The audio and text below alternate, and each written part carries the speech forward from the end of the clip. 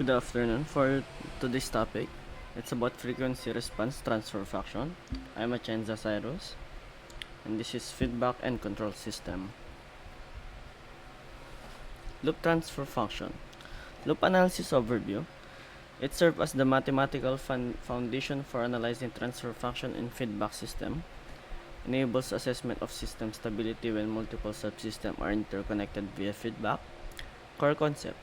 Track the flow of a sinusoidal signal through the feedback loop and assess the stability based on whether the signal amplifies or diminishes over time.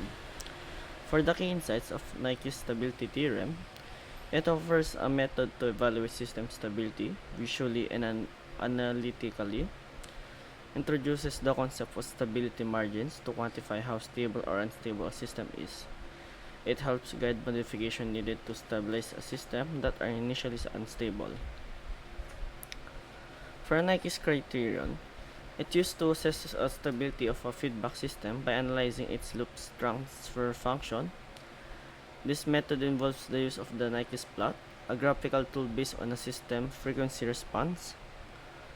Nike's plot provides a visual approach to evaluating system stability, represents how the system responds across frequencies, helping to determine whether the system will remain stable under feedback. For Nike's approach, this approach analyzes feedback system stability by examining loop transfer functions behavior. A key benefit is its clarity. It helps in selecting an appropriate controller to achieve a desired system response. A basic system method to stabilize an unstable system is to reduce the system gain, avoiding encirclement of the critical -1 point.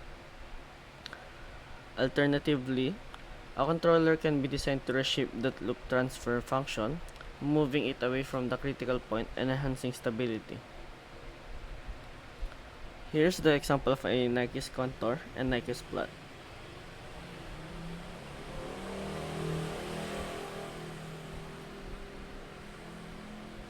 Stability margins. Stability margins indicate how robust a system is to disturbances and changes in system parameters. They provide a measure of how close the system is to instability. A common method to evaluate stability margins is by using the gain margin and phase margin. Based on Nike's stability criterion, here are some key points. Increasing the pace of controller rotates the Nike's plot clockwise, also affecting the stability. The gain margin is the amount of gain increase the system can tolerate before becoming unstable. The phase margin is the additional phase lag required to bring the system to verge of instability. These margins help assess how much uncertainty or variation the system can handle while remaining unstable. Disadvantages of gain and phase margin.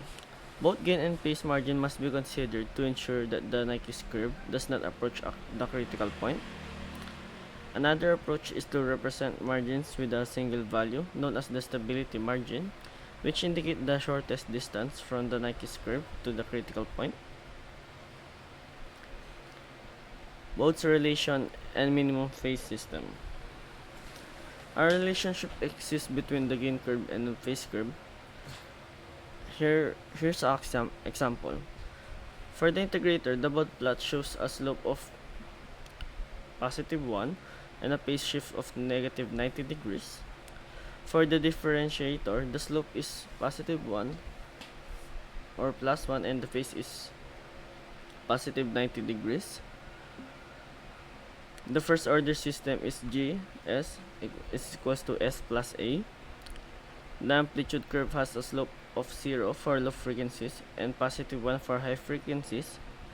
The phase is 0 degrees for low frequencies and +90 degrees for high frequencies. For Bode's relation for system without poles and zeros in the right half plane, the phase is uniquely determined by the shape of gain curve and vice versa. The phase curves represent a weighted average of derivative of the gain curve. If the gain curve has a constant slope, the phase curve will maintain a constant value of pi/2. Impact of poles and zeros in the right half plane. Having Having poles and zeros in the right half plane significantly limits performance quality. This issue can be often mitigated by redesigning the system whenever possible. While poles are inherent properties of system and are independent of sensors and actuators, zeros are influenced by how inputs and outputs are connected to the states. Zeros can be modified by relocating sensor and actuators or by incorporating new ones. Non-minimum P systems are commonly encountered in a practice.